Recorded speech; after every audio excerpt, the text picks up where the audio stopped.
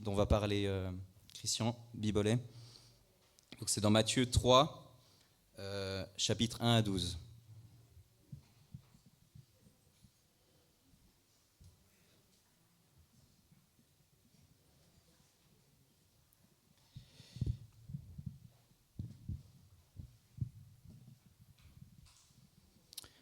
Alors, à cette époque-là parut Jean-Baptiste qui prêchait dans un désert de Judée. Il disait : « Changez d'attitude car le royaume des cieux est proche. » Jean est celui que le prophète Ésaïe avait annoncé lorsqu'il a dit : « C'est la voix de celui qui crie dans le désert. Préparez le chemin du Seigneur, rendez ses sentiers droits. » Jean portait un vêtement en poil de chameau et une ceinture de cuir autour de la taille. Il se nourrissait de sauterelles et de miel sauvage. Les habitants de Jérusalem, de toute la Judée et de toute la région du Jourdain se rendaient vers lui. Reconnaissant publiquement leurs péchés, ils se faisaient baptiser par lui dans les eaux du Jourdain. Cependant, quand il vit beaucoup de pharisiens et de sadducéens venir se faire baptiser par lui, il leur dit : « Race de vipères, qui vous a appris à fuir la colère et à venir ? Qui vous a appris à fuir la colère à venir ? Produisez donc du fruit qui confirme votre changement d'attitude. Et ne vous avisez pas de dire en vous-même : nous avons Abraham pour ancêtre. En effet, je déclare que de ces pierres, Dieu peut faire naître des descendants à Abraham. Déjà, la hache est mise à la racine des arbres. Tout arbre qui ne produit pas de bons fruits sera donc coupé et jeté au feu. Moi, je vous baptise d'eau en vue de la repentance, mais celui qui vient après moi est plus puissant que moi, et je ne suis pas digne de porter ses sandales. Lui, il vous baptisera du Saint-Esprit et de feu. Il a la pelle à la main, il nettoie son aire de battage, il amassera son blé dans le grenier, mais il brûlera la paille dans un feu qui ne s'éteint pas.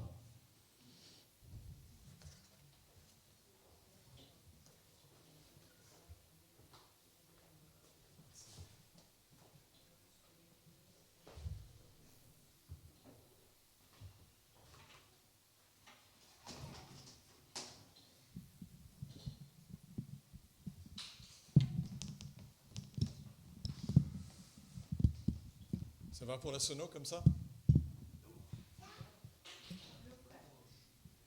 Comme ça ? Ah, il faut être plus près ?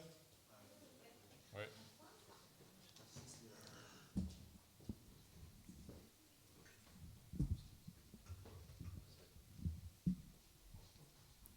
Je l'ai dans les yeux. Ok. Bonjour à tous. Le décor est particulier aujourd'hui, mais il célèbre une grande vérité. Jésus est ressuscité. Il est vivant aujourd'hui. Et ça, c'est vraiment important. Et toute cette réunion n'est possible que parce que Jésus a vaincu la mort et qu'il nous a réconciliés avec le Père. Alors, vous avez entendu ce texte, et c'est sur ce texte que j'aimerais méditer un petit peu avec vous. Mais j'aimerais prier avant, que Dieu nous conduise tous, vous et moi. Seigneur Père, nous te disons notre adoration avec nos simples mots, nos faibles mots, parce que nous comprenons si peu ce que tu es, mais dans ta bonté tu patientes avec nous et tu nous éclaires et tu nous accompagnes et tu nous fais du bien. Et le fait que nous soyons présents ici ce matin est encore un signe de ton amour pour nous. Et nous en sommes profondément reconnaissants. Et nous prions maintenant que par ton esprit, tu nous aides à recevoir le message que l'esprit veut nous adresser, pour que nous devenions davantage comme toi. Et comme nous l'avons lu, que nous soyons préoccupés d'abord par les affaires du royaume. Et tout le reste nous sera donné par-dessus. Merci, dans le nom de Jésus. Amen. Nous avons tous une histoire qui nous colle à la peau. C'est-à-dire une histoire qui fait que nous sommes ce que nous sommes et pas autre chose.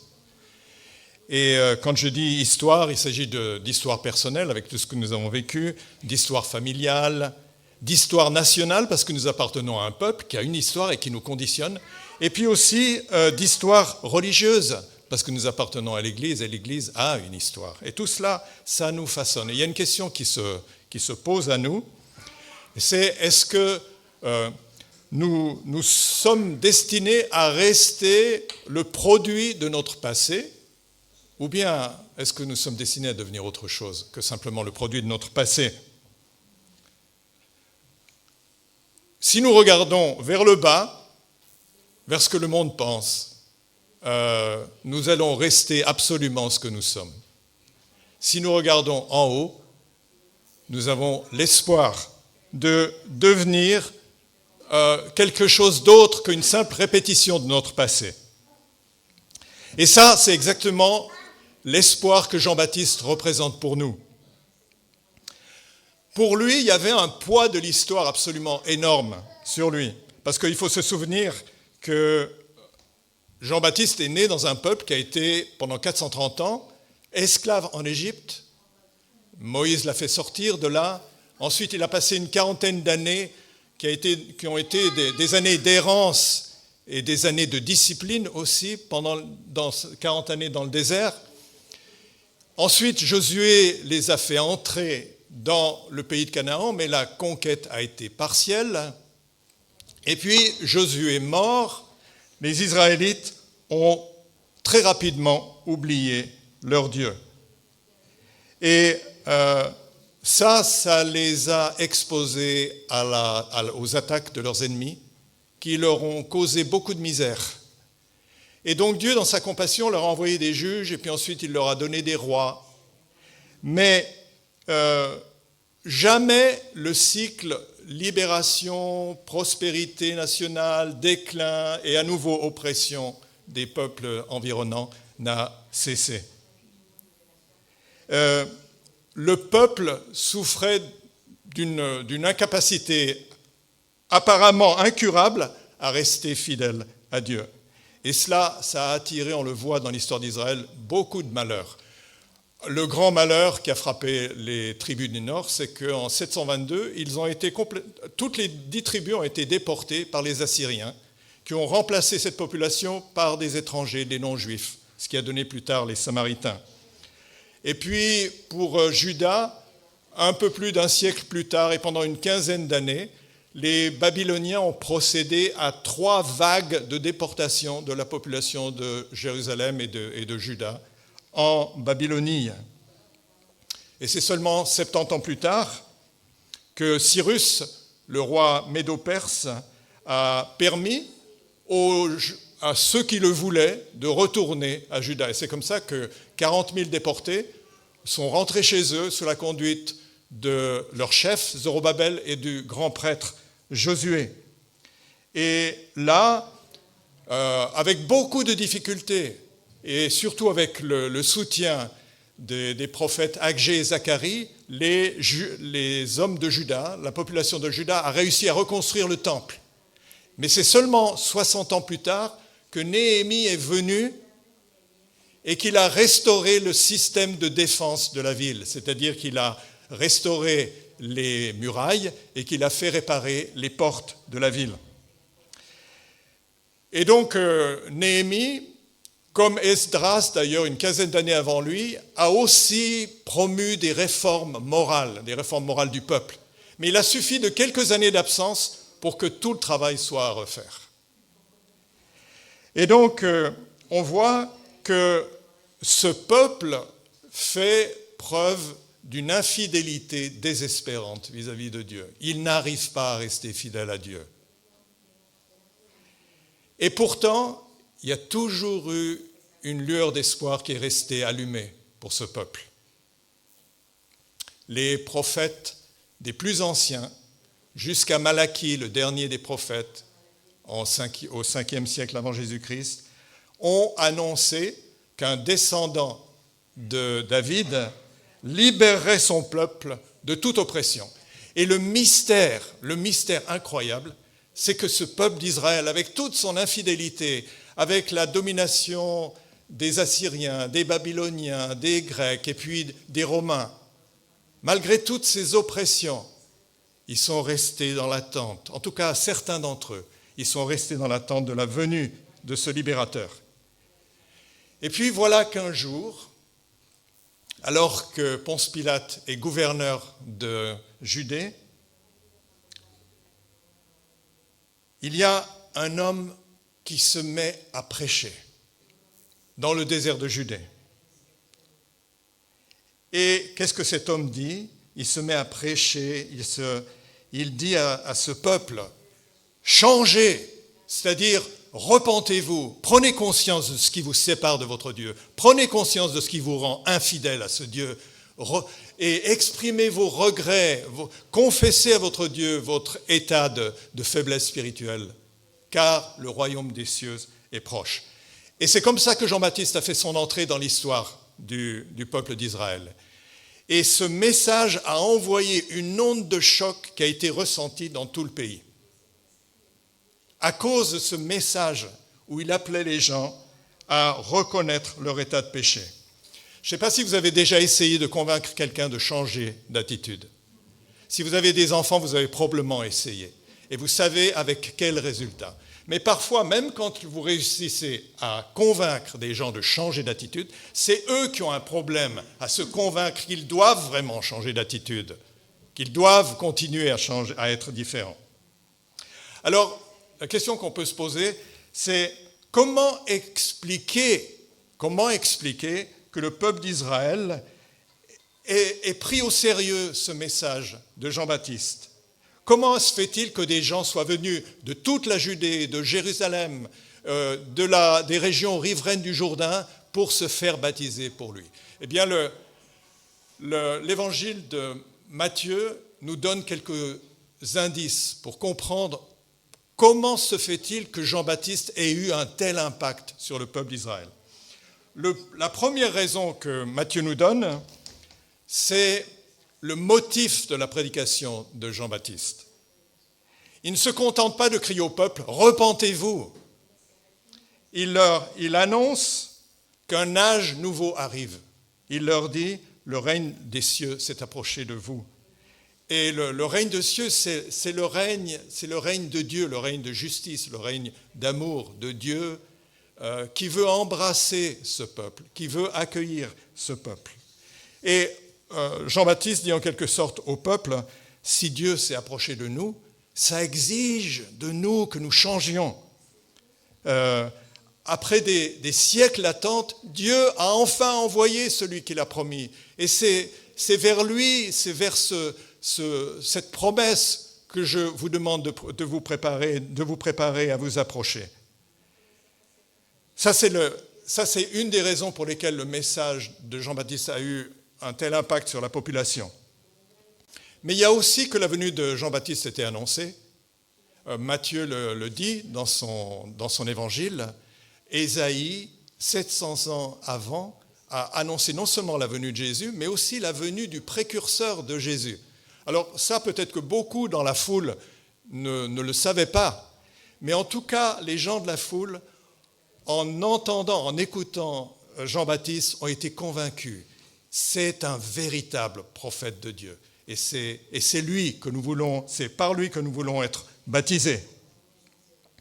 Il y a un autre aspect de la vie de Jean-Baptiste qui a contribué à rendre son message crédible. C'est l'endroit où il a choisi de prêcher.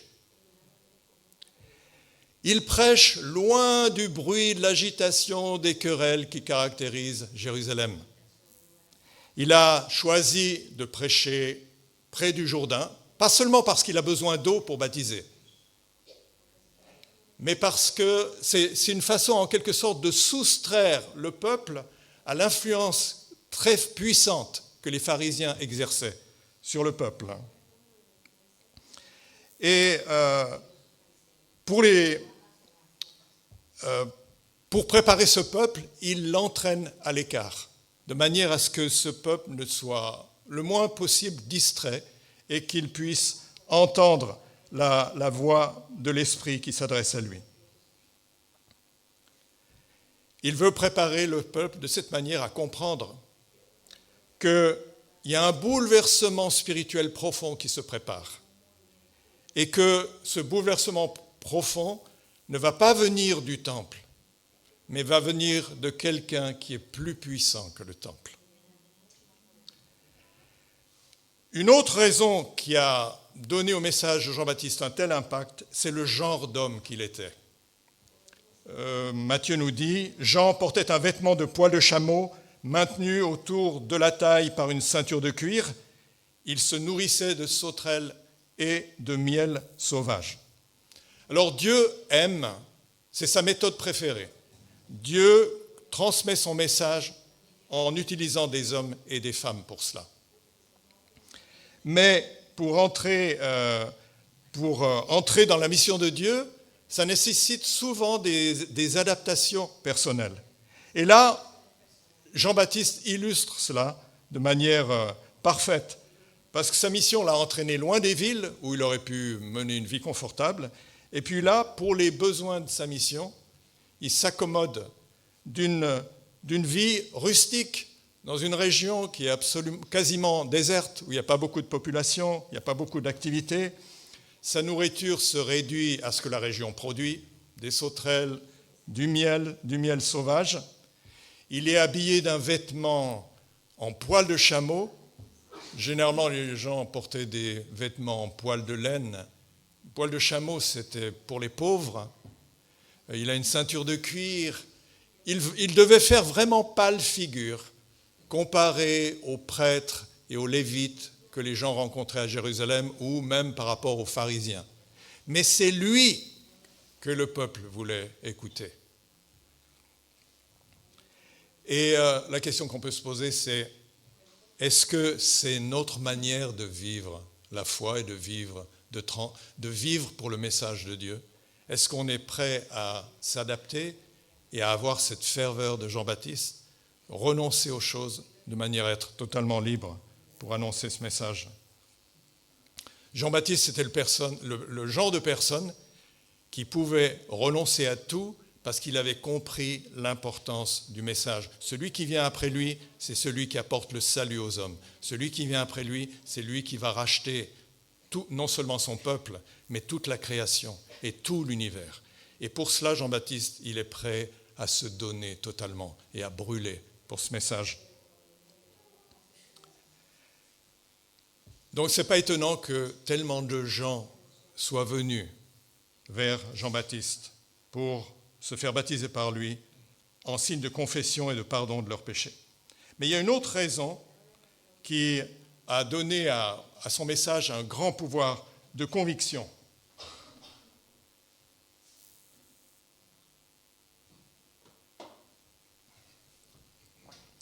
Il ose attaquer un fléau qui nous menace tous.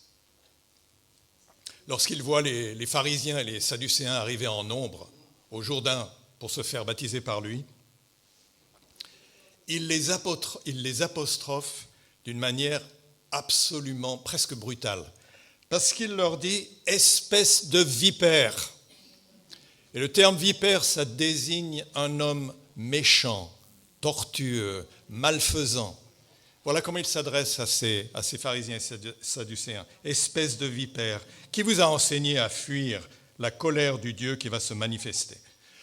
Les maîtres des pharisiens leur avaient appris que le jugement de Dieu viendra un jour, et ils ont bien noté que le peuple reconnaissait en Jean-Baptiste un véritable prophète, et donc pour ne pas paraître en reste, pour ne pas paraître moins spirituel que les gens du peuple qu'ils méprisaient, ils viennent au Jourdain pour se faire baptiser par Jean-Baptiste, de manière en quelque sorte à être en règle avec Dieu, en tout cas légalement. C'est ce qu'ils conçoivent dans leur esprit.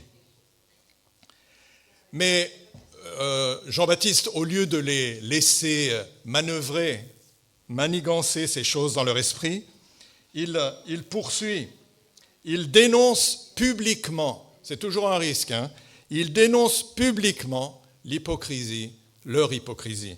Il leur dit « Montrez plutôt par vos actes que vous avez changé de vie. Ne vous imaginez pas qu'il vous suffit de répéter en vous-même « Nous sommes les descendants d'Abraham ». Car regardez ces pierres, je vous déclare que Dieu peut en faire des enfants d'Abraham. La priorité des pharisiens, ça veut dire séparer des impurs. Leur priorité, c'était le respect extérieur de la loi et aussi de préserver leur pureté personnelle. Et de ce point de vue-là, ils se considéraient absolument irréprochables et ils avaient un sentiment de supériorité vis-à-vis des autres, vis-à-vis des Samaritains, vis-à-vis des pêcheurs, vis-à-vis des collecteurs d'impôts, finalement vis-à-vis de ceux qui n'étaient pas comme eux. Ils n'avaient que mépris pour eux. Et ce que Jean-Baptiste veut leur rappeler, c'est que Dieu, lui, il regarde au cœur, comme quelqu'un l'a mentionné dans la prière. Dieu regarde au cœur, et pas à ce qui frappe, ce qui impressionne les yeux. Et que Dieu ne se soucie pas de toutes les lois que les pharisiens ont ajoutées à la loi. Il ne se soucie pas de cela. Et il ne se soucie pas des lois que nous pouvons ajouter au christianisme, parce que nous aussi, nous sommes capables de faire cela. Jean-Baptiste les met en garde contre l'horrible hypocrisie de venir à lui et de faire semblant de se repentir de leurs péchés. Alors que ces pharisiens, pour la plupart, respirent l'autosatisfaction. Et vous savez que Jésus a raconté une histoire à leur sujet, l'histoire du pharisien et du publicain qui sont tous les deux dans le temple et qui prient, et le pharisien qui est debout et qui dit « Oh Dieu, je te rends grâce de ce que je ne suis pas », comme les autres hommes qui sont voleurs, injustes, adultères, ou même comme ce publicain. Je jeûne 2 fois la semaine et je donne la dîme de tous mes revenus. C'est cet esprit-là que Jean-Baptiste dénonce. Et Jean-Baptiste poursuit. Il leur demande d'arrêter de se féliciter d'être les descendants d'Abraham. C'est vrai que les Juifs étaient les descendants en quelque sorte biologiques d'Abraham. Et de ce fait, les pharisiens se disaient, ben voilà, Dieu a béni Abraham et sa descendance, par conséquent, nous sommes bénis. Comme lui, nous avons la circoncision, nous habitons le pays promis par Dieu. Toutes ces bénédictions nous placent au-dessus des autres peuples. Et cela d'autant plus que nous, pharisiens, nous possédons la loi et nous conservons cette loi. En réalité, en ayant ce genre de pensée, les pharisiens passaient complètement à côté de l'héritage de Jean-Baptiste. Parce que cet héritage, c'était un exemple de foi. L'héritage d'Abraham résidait dans sa foi, son exemple de foi, et pas dans ses gènes. Et donc, Jean-Baptiste leur répond que tous ces gens qu'ils méprisent, qui sont venus se faire baptiser, et que les pharisiens regardent comme des pierres le long du chemin, eh bien, de tous ces gens-là, Dieu est capable de faire de véritables croyants, de véritables disciples. Il y a un dernier point que Matthieu nous donne concernant Jean-Baptiste, et qui est probablement le point le plus important. Il annonce aux Juifs que celui qui vient après lui va faire le tri parmi eux. Il le dit de la façon suivante. Attention, la hache est déjà sur le point d'attaquer les arbres à la racine. Tout arbre qui ne produit pas de bons fruits sera coupé et jeté au feu. Qu'est-ce que c'est que cette hache qui est déjà posée à la racine des arbres? C'est l'enseignement que Jésus va donner, qui va attaquer la tradition et tous les faux enseignements ou les ajouts apportés par la tradition. Vous vous souvenez que Jésus dit dans le Sermon sur la montagne, vous avez entendu qu'il a été dit. mais moi je vous dis que. Et par ce genre de discours, il va amener les Israélites à comprendre que la loi ne demande pas un respect extérieur seulement, mais elle demande une obéissance du cœur. Et c'est là que la racine attaque l'arbre. C'est là que la hache attaque l'arbre à la racine. Et Jean-Baptiste dit, tout arbre qui ne produit pas de bons fruits sera coupé et jeté au feu. C'est-à-dire que chacun sera jugé en fonction de ce que sa vie aura produit par obéissance à Dieu. Et Jean-Baptiste, de cette manière, annonce aussi un changement d'âge, un changement d'époque. Verset 11. « Moi, je vous baptise d'eau en signe de votre changement de vie, mais quelqu'un vient après moi. Il est bien plus puissant que moi et je ne suis pas digne de lui enlever les sandales. » Je ne suis même pas digne d'être son esclave. C'est lui qui vous baptisera dans le Saint-Esprit et le feu. Et vous voyez, Jean-Baptiste, il est comme un passeur. Il est comme un passeur qui a amené les Israélites à la frontière du royaume nouveau, à la frontière du royaume de Dieu ou du royaume des cieux.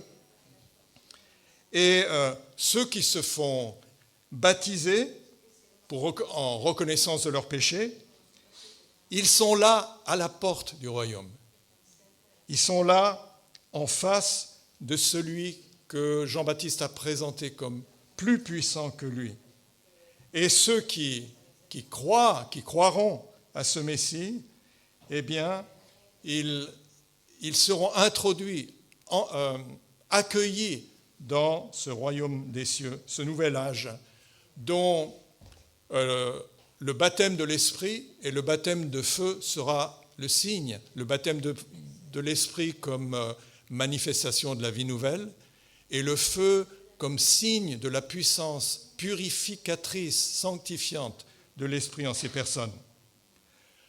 Mais ceux qui refuseront de se repentir et de croire seront jetés dans le feu, eux aussi, mais le feu du jugement éternel de Dieu. Et Jean-Baptiste confirme cela quand il dit, à la fin de ce passage, « Celui qui me suit, il tient en main sa pelle à vanner, il va nettoyer son aire de battage et amasser le blé dans son grenier. » Ça, le blé, ce sont les disciples. Quant à la balle, c'est-à-dire ceux qui ne produisent aucun fruit, quant à la balle, il la brûlera dans un feu qui ne s'éteindra jamais. Alors, au début de cette méditation, j'ai fait allusion au poids de l'histoire d'Israël sur la personne de Jean-Baptiste, l'histoire d'un peuple qui n'est jamais arrivé à entretenir une relation fidèle avec son Dieu. Et on peut dire que 2000 ans après Jean-Baptiste, les choses, pour beaucoup de gens, sont exactement les mêmes. C'est exactement la même situation. Et c'est là que vient le temps pour nous d'entrer en scène pour annoncer à nos contemporains que le royaume est là. On est aussi des précurseurs. On est dans la position de Jean-Baptiste. Nous ne sommes pas Jésus, mais nous pouvons annoncer Jésus. Simplement que dès qu'on comprend cela, on découvre que nous aussi, on est sous un poids d'histoire considérable. On porte le poids d'une histoire de l'Église, de 20 siècles d'Église, qui est compliquée, parce que l'Église, après un démarrage très humble, mais très vivant, très fort, et une expansion qui a pris les 3-4 premiers siècles de notre histoire, cette Église, ensuite, quand le christianisme a été déclaré religion de l'Empire romain, cette Église s'est mise à persécuter les chrétiens. Un peu plus tard, vers le 10-11e siècle, l'Église a commencé à prendre goût au pouvoir politique. Et puis, encore un peu plus tard, à partir du XVIIe siècle environ, l'Église a participé à l'entreprise coloniale. L'Église plus près de nous a manqué de courage dans la période du nazisme en Allemagne. Et on pourrait citer bien d'autres choses. Aujourd'hui, beaucoup de gens diraient, surtout en France, actuellement à cause de ce qui se passe dans l'actualité, que l'Église est habitée par des abuseurs et des prédateurs, et on pourrait multiplier les accusations et les attaques contre l'Église. Et lorsqu'on prend conscience de cela, on se dit, mais est-ce qu'aujourd'hui je peux encore parler de ce Jésus? Parce que c'est lui qui a donné naissance à l'Église. Et si on écoute ce que le monde dit, on est pétrifié. On se dit, non, on a tout intérêt à se taire. Mais si on écoute, si on se met à l'écoute de Dieu, on comprend. Il faut que je parle. Car le royaume est une réalité. Jésus est réellement ressuscité. Quoi qu'en pense le monde, même s'il est aveugle à cette réalité. Et nous ne devons pas devenir aveugles à cette réalité.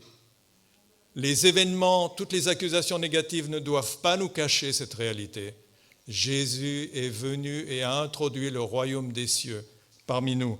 Et c'est à notre tour d'inviter les gens à y entrer.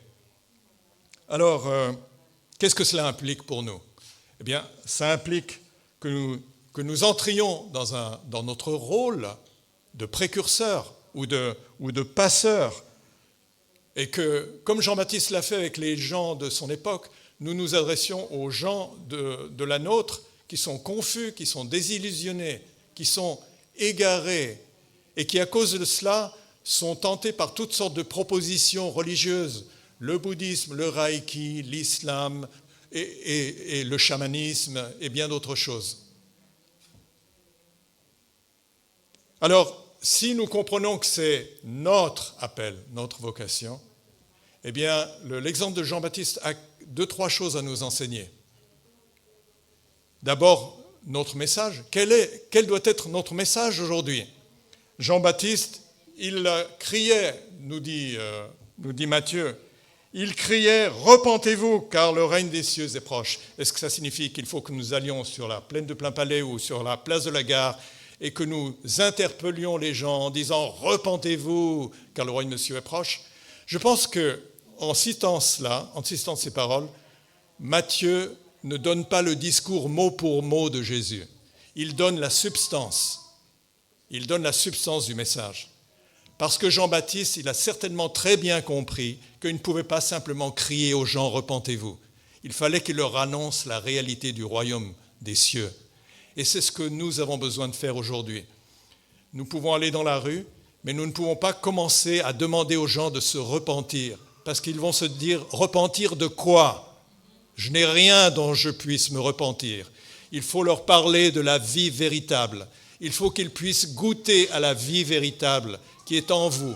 Comme l'a dit quelqu'un, il faut que le fruit de l'esprit qui est en vous, que la semence qui est dans le fruit de l'esprit qui est en vous, passe dans le cœur de ceux qui vous écoutent. Si vous portez le fruit de l'amour, le fruit de la paix, le fruit de la joie, il y a des graines de ce fruit qui peuvent passer dans le cœur de vos contemporains et croître dans leur cœur et leur faire désirer entrer à leur tour dans ce royaume. Donc ça, c'est pour le message. Mais il y a aussi l'endroit où annoncer notre message. Jean-Baptiste, il a entraîné les gens loin du bruit. Et c'est ce que nous devons faire aussi. Nous devons trouver des endroits tranquilles où les gens puissent entendre la voix de l'Esprit. Et ça peut être une promenade en campagne ou à la montagne, ça peut être inviter les gens chez vous pour un repas, ça peut être une étude de découverte de la Bible, ça peut être regarder un film ensemble, etc. Mais il faut préparer un cadre où les gens puissent s'arrêter et devenir réceptifs à la voix de l'Esprit. Et à ce moment-là, il va se passer quelque chose pour eux. Et puis, il y a un dernier point que j'aimerais souligner, c'est le genre de personnes que nous devons être pour jouer ce rôle de passeur ou de précurseur. Jean-Baptiste, il a adopté, on l'a vu, un style de vie extrêmement simple. Eh bien, selon le contexte dans lequel nous nous trouvons, il faut que nous adoptions un style de vie qui correspond à celui des gens que nous voulons atteindre. C'est très évident quand on est sur champ missionnaire. Quand vous êtes missionnaire quelque part, vous apprenez la langue, vous essayez d'apprendre la culture, de vous familiariser avec les codes culturels, vous essayez de développer des amitiés avec les gens du groupe ethnique dans lequel vous travaillez. Et c'est la même chose ici. Il y a des tribus dans nos sociétés. Il y a les différentes tribus parmi les jeunes, il y a des différentes tribus qui correspondent à des classes d'âge, etc. Et nous devons nous familiariser avec les codes de ces gens pour réduire la distance entre eux et nous, afin qu'ils puissent nous accueillir comme l'un des leurs. Et c'est exactement ce que Paul a fait pendant sa carrière missionnaire. Il dit ça dans la première épître aux Corinthiens. Avec les Juifs, même si je ne suis plus sous la loi, j'ai été comme eux quand j'étais avec eux. Avec les non-juifs, je n'ai pas imposé mes principes. Je me suis adapté à eux sans péché. Avec ceux qui sont faibles, j'ai fait la même chose. Donc ça, c'est la clé pour pouvoir communiquer avec des gens d'un milieu différent. Et puis, comme Jean-Baptiste, il faut être courageux et ne pas diluer le message de l'Évangile parce qu'il y a des choses difficiles à dire aux gens. Et notre mission, ce n'est pas de rendre les gens plus religieux. Notre mission, ce n'est pas d'amener davantage de gens et de faire des membres d'Église. Notre mission, c'est de faire en sorte que les gens, parce qu'ils ont reçu le message de Christ, démontrent la vie nouvelle en eux par leur comportement. Et quand les gens demandent le baptême, ce n'est pas pour faire partie de l'Église, au sens extérieur du terme. Si les gens demandent le baptême, c'est parce qu'ils veulent dire publiquement « J'ai été convaincu par l'Esprit de mon péché. Je ne veux plus vivre dans le péché. Je prends Jésus comme mon Seigneur et mon guide. Et c'est Dieu que je veux servir dans cette vie-ci. » Aujourd'hui, on a en face de nous des gens qui ont perdu le sens de la direction, qui, comme Dieu le dit à propos des Ninivites, ils ne savent plus distinguer leur droite de leur gauche. Et ces gens sont des gens d'une grande fragilité spirituellement. Ils sont susceptibles de recevoir de faux enseignements. Et c'est à ces gens-là qu'il faut que nous parlions. C'est à ces gens-là qu'il faut entendre qu'il y a une bonne nouvelle, qu'il y a un âge nouveau qui commence avec Christ. Et que quand on croit en Christ, on entre réellement dans un âge nouveau, dans un âge différent, qui un jour manifestera pleinement ce qu'il est lors de la résurrection.